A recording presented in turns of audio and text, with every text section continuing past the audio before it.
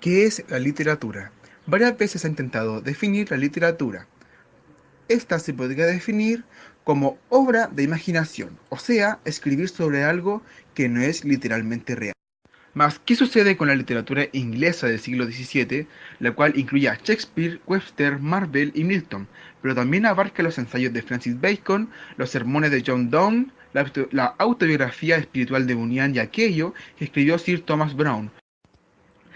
En la literatura francesa, además de considerar todo lo anteriormente nombrado como literatura, también era considerado las oraciones fúnebres de Bossuet, el tratado de Baudelaire sobre la poesía, las cartas que Madame de Sévigné dirigió a su hija, y también los escritos filosóficos de Descartes y de Pascal.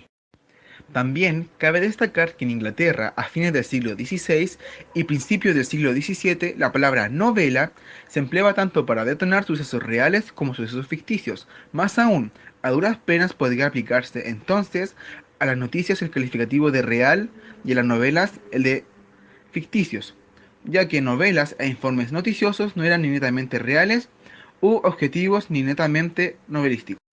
Entonces, quizás haya que definir la literatura no con base a su carácter novelístico o imaginario, sino en su empleo característico de la lengua. De hecho, esta es la definición de lo literario que propusieron los formalistas, que provenían de Rusia, entre cuyas filas figuraban Víctor Cholosky, Roman Jakobson, Osip Brick, Yuri Tianayonov, Boris Eichambun y Boris Tomaszewski. Según ellos, la crítica debía separar arte y misterio y ocuparse de la forma en que los textos literarios realmente funcionaban. La literatura no era un pseudo religioso, o psicología o sociología, sino una organización especial del lenguaje. La obra literaria no era ni vehículo ideológico, ni reflejo de la realidad social, ni encarnación de alguna verdad trascendental. Era un hecho material cuyo funcionamiento puede analizarse como se examina el de una manera. La obra literaria estaba hecha de palabras, no de objetos o de sentimientos, y era un error considerarla como expresión del criterio de un autor.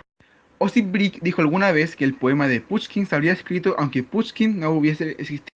El formalismo era esencialmente la aplicación de la lingüística al estudio de la literatura, y como la lingüística en cuestión era del tipo formal, enfocada más bien a la estructura del lenguaje, que en la realidad se dijera los formalistas se hicieron a un lado del análisis del contenido literario, donde se puede sucumbir a lo psicológico o a lo sociológico, y se concentraron en el estudio de la forma literaria.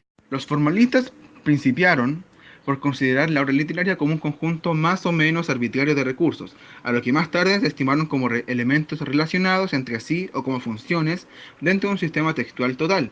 Entre los recursos quedaban incluidos el sonido, la imagen, el ritmo, la sintaxis, el metro, la rima, la técnica narrativa, en resumen, el arsenal entero de elementos literarios formales. Específico del lenguaje literario, lo que distinguía de otras formas de discurso era que deformaba el lenguaje ordinario en diversas formas, sometido a la presión de los recursos literarios, y con esto pasaremos a lo que es el ascenso de las letras inglesas.